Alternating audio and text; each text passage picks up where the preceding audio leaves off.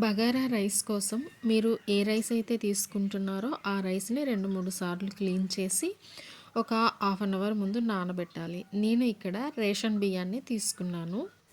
Hi అందరికీ, welcome to my channel.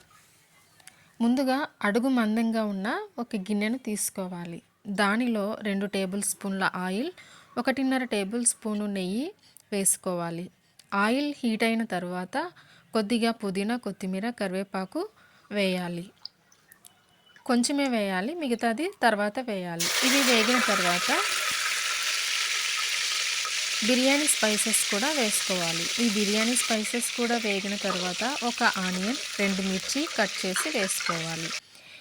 Onion, మిర్చి కూడా వేగిన తర్వాత 2 టేబుల్ స్పూన్ల అల్లం వెల్లుల్లి పేస్ట్ వేయాలి.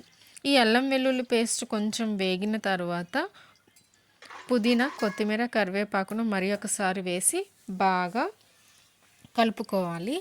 ఈ పుదీనా, కొత్తిమీర, కరివేపాకు, ఈ అల్లం వెల్లుల్లి పేస్ట్ ఇవి మంచిగా వేగి పచ్చివాసన పోయేంత వరకు వేగిన తర్వాత లాస్ట్లో చికెన్ మసాలా పౌడర్ అనేది వేసుకోండి. ఏదైనా వేసుకోవచ్చు, కానీ నేను ఇక్కడ స్వస్తిక్ చికెన్ మసాలా పౌడర్ అనేది యూస్ చేశాను.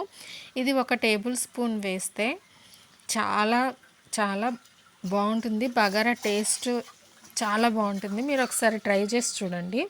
ఇది 1 మినిట్ అట్లా వేగిన తర్వాత మనం ఏ కొలత గిన్నె అయితే తీసుకున్నామో దాంతో మీకు కొలత తెలుసు కదా, ఒక బౌల్కి 2 బౌల్లో వాటర్ వేసేసి ఇందులోనే 1 స్పూన్ కల్లుప్పు వేసి ఉప్పు టేస్ట్ చూసుకోవాలి. కొంచెం బగారా రైస్ ఏదైనా బిర్యానీ రైస్లు ఏమైనా చేసేటప్పుడు కొంచెం ఉప్పుగా తగలాలి. ఉప్పు టేస్ట్ చూసుకొని సరిపోకపోతే మళ్ళీ వేసుకోవచ్చు. నాకైతే ఇక్కడ 1 స్పూను కల్లుప్పు అయితే సరిపోయిందనమాట.